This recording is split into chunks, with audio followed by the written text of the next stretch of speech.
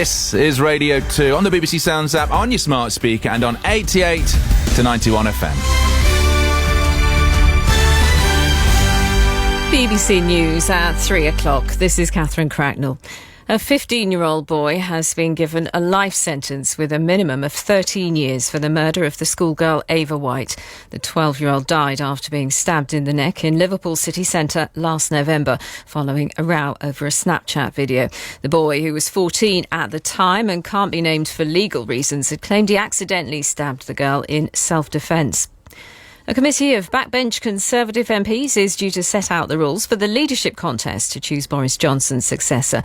Senior backbenchers have already said they hope to whittle the number of candidates down to a final 2 before the start of Parliament's summer recess next week. The Agriculture Secretary, George Eustice, is backing the Transport Secretary, Grant Shapps, one of a number of candidates who've entered the contest, promising to lower taxes. Mr Eustice says it won't be too difficult to find the savings needed to make lower taxes possible. We can, through digital approaches, which is what they've done in Department for Transport agencies, you can actually make some reductions. Government at the moment is under a big exercise to try to reduce spending and reduce civil service headcount. Some of that work will come up with some solutions to be able to reduce costs, and that will enable us to make some of those tax reductions. The former Formula One boss, Bernie Ecclestone, is to be charged with fraud by false representation. The Crown Prosecution Service said it had conducted what it described as a complex and worldwide HMRC investigation into his overseas assets, which are believed to be worth more than £400 million.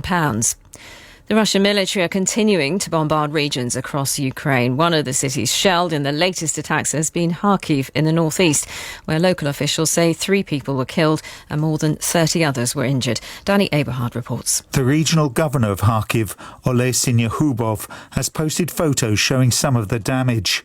A shopping centre with its windows blown out and debris littering the street. Firefighters working to put out fires at a small house that had been hit. Most of those injured, he said, had shrapnel wounds. In the south, the authorities in Odessa and Mykolaiv have reported missile strikes. In the eastern Donetsk region, rescuers continue to pull bodies from the rubble of a residential block in Chasiv Yar that was hit on Saturday.